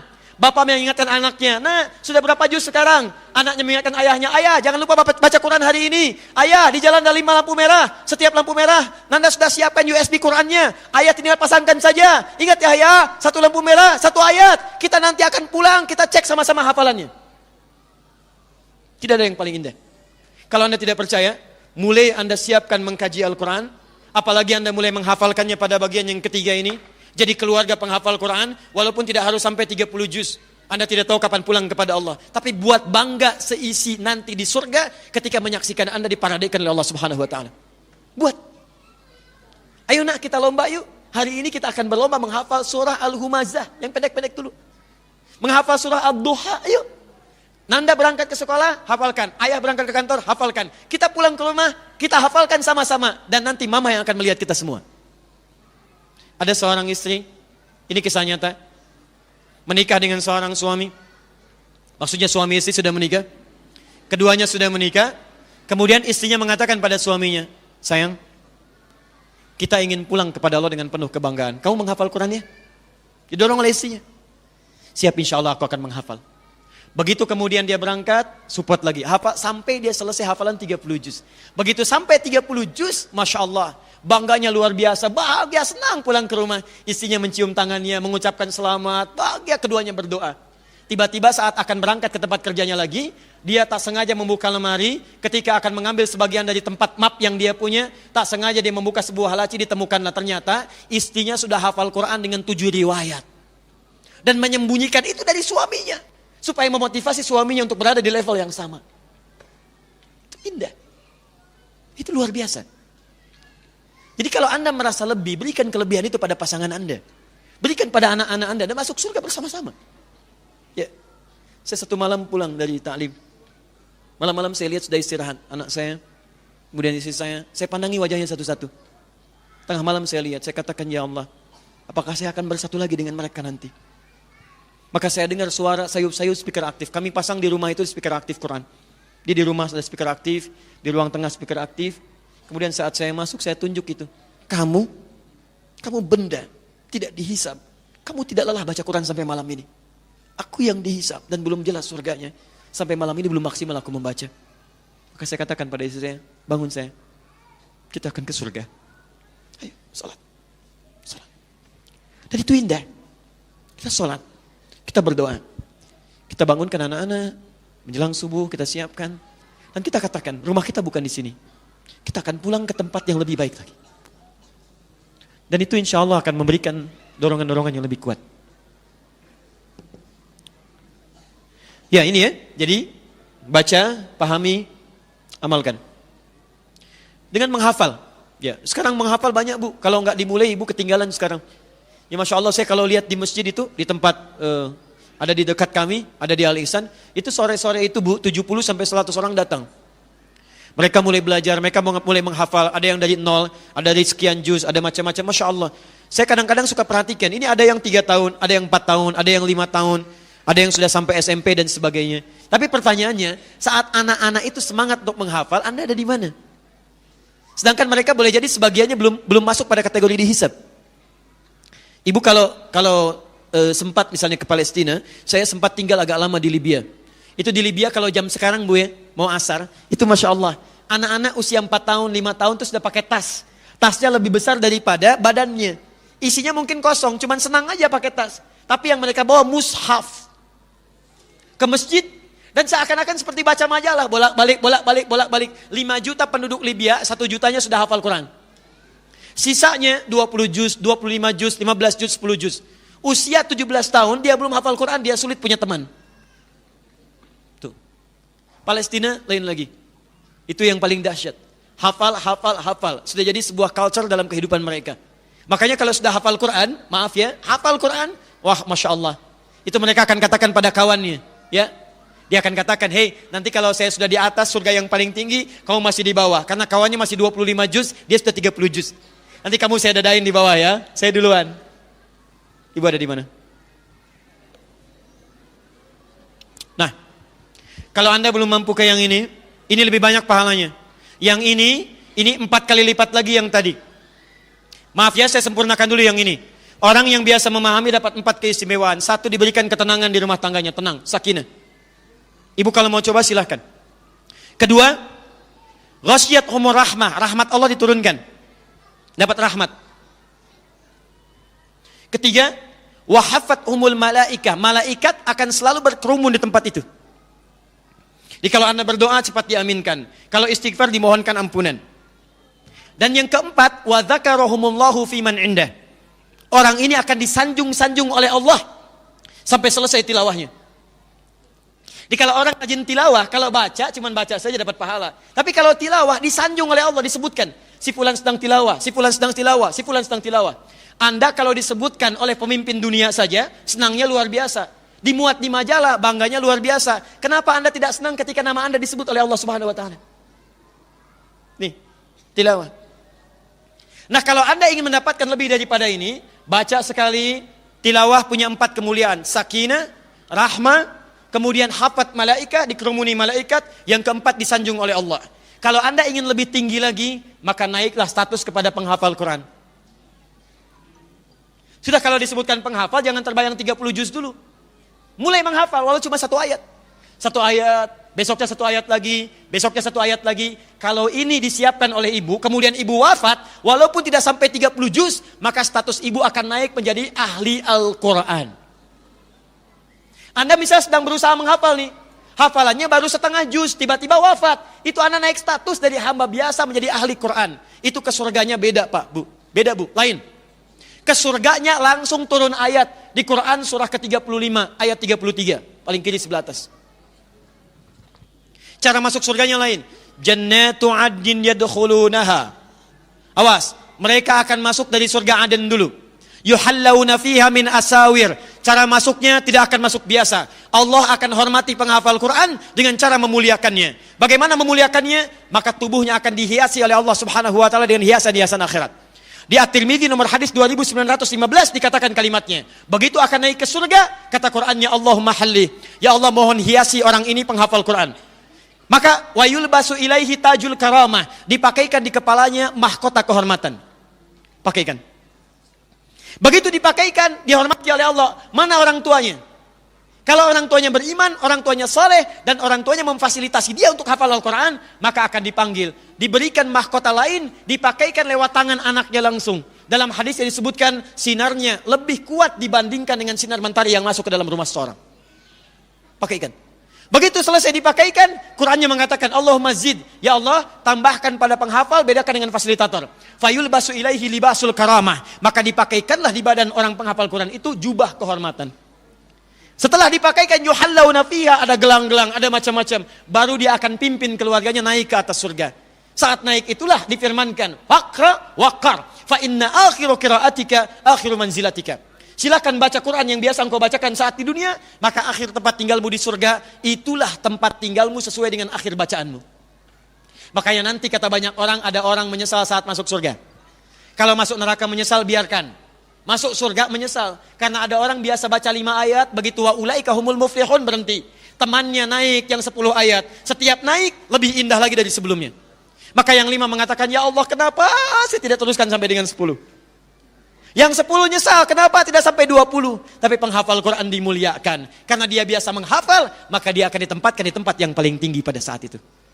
Karena itulah para penghafal Quran di Palestina, kalau sudah hafal, anak usia 5, 6, 7 tahun, kemudian dia bermain. Mainannya tidak ada yang lain kecuali kayu untuk tembak-tembakan, untuk macam-macam. Begitu sedang bermain, dari atas ada drone, dari Zionis itu. Melihat, ternyata terlihat seperti mujahid yang bertempur. Padahal anak-anak cuma main-mainan. Apa kata anak-anak itu? Kalau sudah hafal Quran, mereka tidak akan berlindung. Mereka akan katakan kepada temannya yang datang.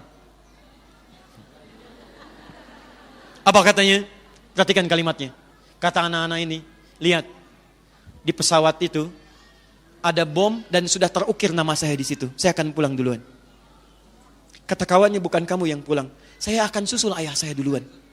Kata yang satu, bukan kamu yang pulang. Itu bom tertulis nama saya, tertulis di situ, saya akan nyusul paman saya duluan. Dan semua penghafal Quran, kalau sudah hafal Qurannya, maka mereka sangat merindukan untuk kembali kepada Rabbnya. Maka dari itu, saya bermohon pada Allah Subhanahu wa ta'ala, semoga Allah membimbing kita untuk beramal dengan cerdas dalam waktu yang sangat terbatas. Kita tidak tahu kapan kita pulang. Mungkin harap-harap ibu disertai dengan keluarga, begitu masuk mobil yang menjemput macam malaikat maut. Bisa juga demikian. Atau pulang ke rumah berharap tidur masih panjang, ternyata boleh jadi Allah menginginkan kita untuk kembali. Karena itu beramalah dengan cerdas. Yang baru saya sampaikan, ini baru satu amalan, ada 9 amalan lagi di antara sekian yang telah kita uraikan. Baik, saya sampaikan, maaf, komitmen siap, insya Allah kita mengamalkan. Kalau tak mampu menghafal, mulai memahami. Kalau tak mampu memahami, mulai dengan membaca. Kalau belum sempat membaca, maka berinfaklah Anda memfasilitasi setidaknya untuk orang yang ingin membaca, memahami, atau bahkan menghafalkannya. Siap insya Allah? Alhamdulillah. Saya sudah dapat memo bahwa Ustadz 5 menit lagi. Baik ya? 5 menit ini barangkali sudah selesai. Baik, dari sini sebelum saya tutup, saya ingin menginformasikan bahwa insya Allah malam nanti kami di Masjid Al-Ukhwah membahas tentang pahlawan dalam Al-Quran dan Sunnah. Kemudian saya berikan berita gembira, setelah nanti mushafnya siap, kami kirimkan nanti ke panitia kajian, insya Allah akan dibagikan pada setiap kelompoknya. Nanti kalau ingin bergabung dengan kelas-kelas yang kami telah siapkan, nanti di Bekasi kami siapkan kelas khusus untuk perempuan, sekarang sedang dibangun. Di atasnya nanti ada asrama-asrama, di bawahnya ada kelas. Nanti ada program menghafal Quran dalam 30 hari. Yang jauh-jauh bisa menginap, itu khusus yang akhwat, yang ikhwan juga ada nanti. Akan dibimbing nanti oleh seorang ustazah juga perempuan juga. Ya, ke bawahnya perempuan. Itu nanti insya Allah gratis, tidak ada biaya. Dan nanti insya Allah mudah-mudahan ada perbedaan dalam pelajaran yang disebutkan di dalamnya. Baik, yang terakhir, Nabi menutup ta'limnya dengan 3 cara. Bisa cukup dengan hamdalah, bisa dengan kafaratul majlis, bisa juga berdoa dengan yang khusus kemudian diikuti oleh para sahabat. Saya memohon untuk menggabungkan ketiga hal ini. Semoga Allah muliakan kita semua dalam pertemuan kali ini. Baik, ibu sekalian yang dicintai oleh Allah Subhanahu wa taala, kita akhiri. Rabbana atina fid dunya hasanah wa fil akhirati hasanah wa qina adzabannar. Allahumma taqabbal minna innaka antas samiul alim wa tub alaina innaka antat tawwabur rahim. Allahumma 'allimna ma jahilna wanfa'na bima ta'allamna. Allahumma ati anfusana taqwaha wa zakkiha anta khairu man zakkaha anta waliyuha wa maulaha. Allahumma rabbana la tad'ana fi maqamina hadza dhanban illa ghafartah. Ya Allah, jika ada seorang pun datang ke majlis ini untuk mengaji dan datang membawa lumuran dosa, jangan biarkan dia meninggalkan tempat ini kecuali Engkau telah ampuni segala dosa-dosanya. Allahumma wala hamman illa farajtah. Ya Allah, jika ada yang datang ke tempat ini membawa kegelisahan dalam jiwanya, jangan biarkan dia meninggalkan masjid ini kecuali Engkau telah tenangkan keadaan hatinya. Allahumma wala asiran illa yassartah. Jika ada yang datang ke masjid ini, ya Allah, membawa kesulitan dalam hidupnya, di rumah tangganya, pekerjaan sosialnya, kehidupan rumah tangganya, mohon ya Allah, jangan biarkan dia meninggalkan majlis ini kecuali Engkau telah angkat dan mudahkan segala kesulitannya. Allahumma wala maridan illa syafaitah. Jika yang ada datang ke majlis ini, ya Allah, tengah Engkau uji dengan penyakit seberat apapun, maka mohon dengan keikhlasannya angkat dan sembuhkan segala penyakitnya ya Rabbal alamin. Allahumma ij'al ya Allah baqiyata hayatina hayatan thayyibah wa akhiru hayatina husnal khatimah. Ya Allah, jika kami pulang saat ini masih ada waktu untuk hidup, maka jadikan akhir kehidupan kami ya Allah kehidupan yang lebih baik daripada sebelumnya. Dan bila memang hari ini ya Allah adalah waktu kami untuk berpulang, hari ini kami mesti wafat, maka mohon wafatkan kami dalam keadaan husnul khatimah.